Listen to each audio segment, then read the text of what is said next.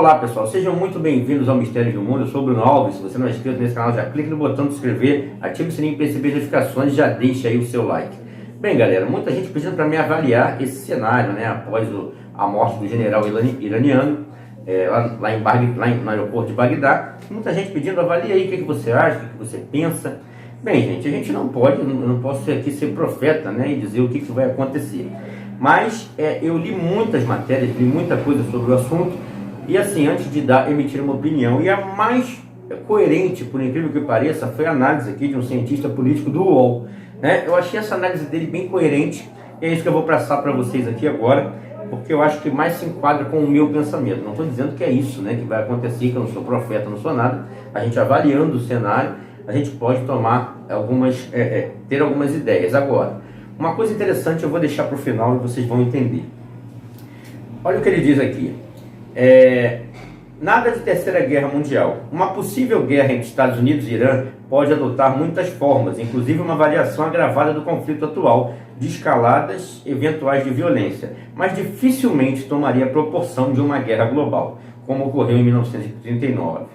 O temor de uma guerra entre Estados Unidos e Irã ganhou força com a execução do general iraniano, chefe da Força Quds no Irã, nesta quinta-feira, em um bombardeio americano no aeroporto de Bagdá. Os Estados Unidos acusavam o general de estar por trás das manifestações violentas contra a embaixada americana em Bagdá.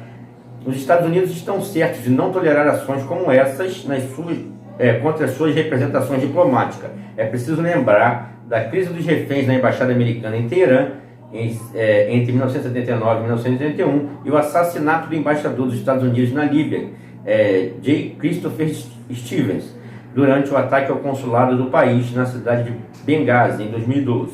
A eliminação de Soleimani ocorre depois de uma série de fatos que levaram as tensões entre Irã e Estados Unidos nos últimos meses.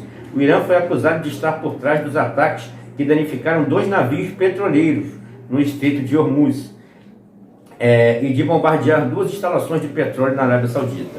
O Ayatollah Ali Khamenei prometeu vingar a morte do general. O país tem meios para isso, alguns dos quais estão descritos abaixo, dentro do que pode ser considerado. Eles deram 2 cenários aqui, um cenário pessimista, moderadamente pessimista, e um cenário otimista, tá? Então ele vai aqui, o cenário otimista, em que o conflito se restringiria a pequenos episódios de retaliações contra alvos militares, embarcações comerciais no Golfo Pérsico, tem baixa probabilidade de acontecer pela natureza explosiva da região. Se há alguma chance de algo dar muito errado na geopolítica do Oriente Médio, pode apostar que é o que vai ocorrer. O cenário mais pessimista e menos provável seria o envolvimento direto de outras potências como China e a Rússia, do lado iraniano do conflito, o que poderia ganhar contorno de uma terceira guerra mundial. Aí ele diz aqui sobre o cenário moderadamente pessimista.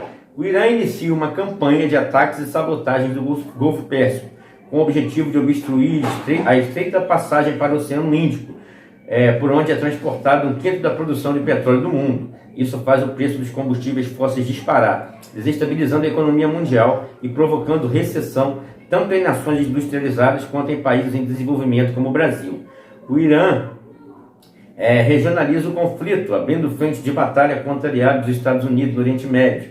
O grupo xiita libanês começa a lançar foguetes contra Israel, usando como base tanto o território do Líbano como da Síria, apoiados militarmente e financeiramente pelo Irã. As milícias do Iêmen, país que vive da guerra civil desde 2015, intensificam os ataques a mísseis e drones contra alvos da Arábia Saudita, como aeroportos e estações petrolíferas no Iraque. As milícias xiitas, que possuem forte influência no Irã e têm grande experiência em combate.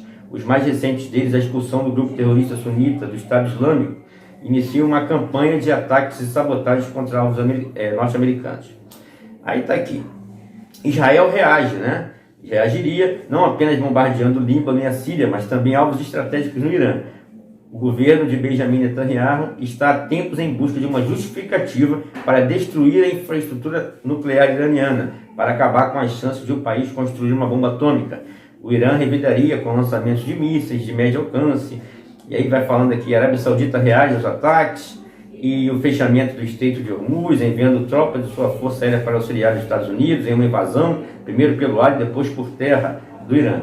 é a guerra mais letal do século até agora, se a guerra do Iraque. Agora ele diz aqui, se a guerra do Iraque, país com 38 milhões de habitantes, matou 460 mil pessoas, pode-se estimar que no Irã, com uma população de 82 milhões de pessoas, e um contingente militar que é o dobro do iraquiano, tem potencial para alcançar a marca de 1 milhão de vidas perdidas. Conforme o conflito vai ganhando contornos étnicos e religiosos, ao confirmar um confronto há muito anunciado entre a Arábia Saudita, sunita, e o Irã xiita, atentados terroristas começam a pipocar pela região e além dela, provocando vítimas civis entre os sunitas e entre os xiitas. Mesmo sem envolvimento militar direto, a Rússia e a China veem o conflito como uma ameaça aos seus interesses na região e decidem colocar-se em uma posição contrária aos Estados Unidos, dando apoio político, econômico e militar. Uma nova onda de refugiados de guerra bate às portas da Europa, que desta vez não consegue contê-la por meios minimamente humanos. A Turquia, que aproveita o conflito regional para esmagar a minoria curda dentro e fora de suas fronteiras, suspende seu acordo com os europeus para usar seus territórios como uma barreira para os imigrantes, e que em números cada vez maiores são barrados na Grécia e nos Balcãs. Grandes campos de refugiados são construídos nesses lugares. O espaço Schengen, área de livre circulação de pessoas na Europa, é suspenso. Ao fim da guerra, agora aqui que é o grande lance, ao fim da guerra, Rússia e China são os maiores beneficiados. Se isso tudo acontecesse, é um cenário bem pessimista. Ao fim da guerra, Rússia e China são os maiores beneficiados em detrimento da Europa, inundada por refugiados, e dos Estados Unidos, que mesmo vitoriosos, saem enfraquecidos por anos de uma guerra custosa, tanto financeiramente, né? Olha só, para você ter uma ideia, a guerra do Iraque custou 2 trilhões de dólares. Imagina uma guerra contra o Irã. Custaria o dobro, pelo menos. Quanto internamente na campanha eleitoral, Trump havia prometido encerrar os envolvimentos militares dos países do Oriente Médio. E externamente, os Estados Unidos passam a ser vistos pela comunidade global como um país que não consegue conter as pressões para colocar o uso, né? Então tá aí. Ele vai falando aqui desse cenário e diz aqui que os países que sairiam mais, principalmente o principal beneficiado de uma guerra entre Estados Unidos e Irã, seria a China, que poderia sair dessa guerra como como a primeira potência do mundo, né? Então, assim, são cenários, isso aqui, um conflito entre Estados Unidos e Irã não levaria a uma terceira guerra mundial, mas porém, a longo prazo, a gente falando disso a longo prazo, com certeza isso aí poderia causar danos, né, futuros, ok? Agora, uma coisa interessante que eu acho disso tudo, de toda essa questão, é o fato, né, de um drone matar o segundo homem do Irã. Cara, se um drone ele foi capaz de matar o segundo homem do Irã, o general é considerado que ele era mais poderoso que o presidente do Irã. Então, assim, gente, é impressionante a capacidade desses drones. E a gente começa a pensar no nosso futuro. Se um general super protegido, né, o segundo homem do Irã, ele consegue ser morto por um drone, imagina um dia que ele quiser fazer perseguições a qualquer cidadão, a qualquer pessoa, né? A gente sabe o que vem por aí, para o futuro, então é algo a se pensar, né? O poderio bélico desses drones, o que eles são capazes de fazer, atingir alvos com bastante precisão, alvos específicos. Imagina o estrago que futuramente esses drones poderão fazer aí, quando chegar aquele dia, né? Que a gente sabe muito bem qual é. Então, é algo assim para a gente ficar ligado. E outra coisa, antes de encerrar o vídeo, eu gostaria de pedir aqui, mais uma vez, a campanha 2020, que vai até o meio do ano, para tentar adquirir um notebook aqui para o canal, para que a gente possa fazer lives com mais qualidade, com convidados.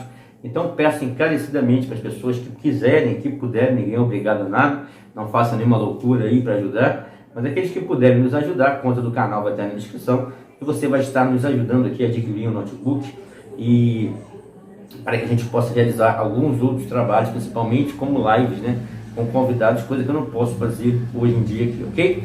Então a gente quer adquirir um notebook novo para que não haja problema, e a gente possa realizar esse trabalho aqui para a galera, ok? Um pedido, aqueles que puderem, beleza, quem não puder, tá tranquilo também. As redes sociais do canal vai estar aí na descrição, moto passando. Mas é isso, gente, estaremos sempre juntos em busca da verdade, mistérios do mundo, conteúdo original. Um abraço e até a próxima.